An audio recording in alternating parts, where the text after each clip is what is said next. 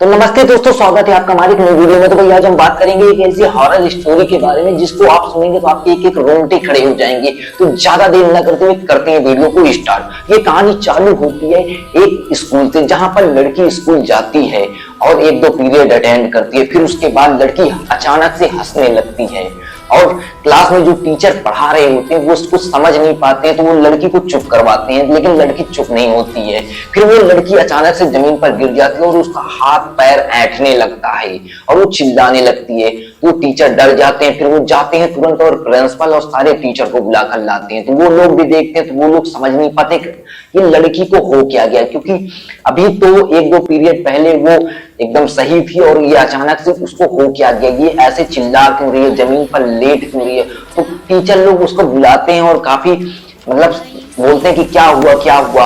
वो लड़की कुछ नहीं बोलती है और ऐसे उसकी आंखें वगैरह लाल होने लगती हैं और जो क्लास में बच्चे रहते हैं वो भी डर जाते हैं उसको ये हरकतें करते हुए देखकर। फिर जो टीचर रहते हैं वो उसके मम्मी पापा को कॉल करते हैं, वो लोग भी अपना घर से आने लगते हैं। लेकिन तभी अचानक से लड़की कुछ ऐसा करती है जैसा आप सोच नहीं सकती हैं। लड़की जमीन पर लेटी रहती है, लेकिन अचानक से वो 1 फीट ऊपर उठ जाती है और 10-15 सेकंड तक वो ऊपर ही रहती है। यह सब देखकर जो टीचर रहते हैं और स्टूडेंट रहते हैं वो उन लोगों के दिल में एकदम समझ लो डर बैठ जाता है, क्योंकि ऐसा कभी उन्होंने देखा नहीं था। ये सारी चीजें पिक्चरों में ही देखी थी, लेकिन वो उस समय रियल में देख रहे थे। उन लोगों को विश्वास नहीं हो रहा था कि ऐसा भी कुछ हो सकता है। फिर वो 10-15 सेकंड के बाद जब वो नीचे गिरती है और बेहोश हो जाती है, फिर उसके बाद पानी वगैरह से उसको छींटा मारते हैं और वो जब होश में आती है तो उससे पूछते हैं कि बेटा तुम ऐसा क्यों किए, ये सारी हरकतें क्यों की। वो बोलती है कि मुझे कुछ पता ही नहीं है कि मैंने क्या किया है, मुझे कुछ नहीं पता है। वो टीचर लोग समझ जाते हैं कि ये सारी चीजें यही निगेटिव एनर्जी है। तो उसके माता पिता को कॉल तो कर ही दिए थे, वो लोग भी आ रहे थे। जो क्लास के बच्चे थे वो लड़की के होश आने पर उससे पूछते हैं कि तुम इतना ऊंचे कैसे चली गई, ये सारी हरकतें क्यों करी। वो बोलते मुझे कुछ पता नहीं है, मैं तो कुछ नहीं किया हूँ, मैंने कुछ नहीं किया।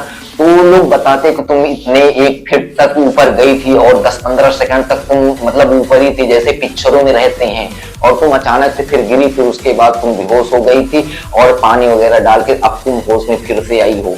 वो बोलते कि मुझे कुछ याद नहीं है, ऐसा मेरे साथ कुछ नहीं हुआ है। तब तक उसके मम्मी पापा आ जाते हैं और उन लोगों से वो टीचर बताते हैं, तो उसके मम्मी पापा भी सदमे में चले जाते हैं, क्योंकि लड़की को उसके पहले ऐसा कुछ हुआ नहीं था। वो लोग भी सोचते हैं कि यार ऐसा क्या हो गया, आज के पहले कभी ऐसा कुछ हुआ नहीं था। तो वो लोग लड़की को घर लेकर जाते हैं। फिर 2-3 दिन के बाद यही सारी हरकतें होती हैं, तो उसके मम्मी पापा बहुत डर जाते हैं। फिर वो लोग बाबा तांत्रिक वगैरह को बुलाते हैं और काफी ये सारी चीजें सॉल्व करने की कोशिश करते हैं, लेकिन वो लोग भी कुछ समय के लिए सॉल्व कर पाते हैं। फिर उसके बाद फिर वही सारी चीजें रिपीट होने लगती हैं। तो उसके घर वाले भी बहुत परेशान हो गए थे ये सारी चीजें देखकर, या ये सारी चीजें घटित होती थी उसके साथ। वो लोग ये डरते थे कि यार मेरी बेटी के साथ ऐसा क्या हो गया, वो कहाँ गई थी या कोई कौन सी गलती करी थी जो उसके साथ ये सारी चीजें हो रही हैं।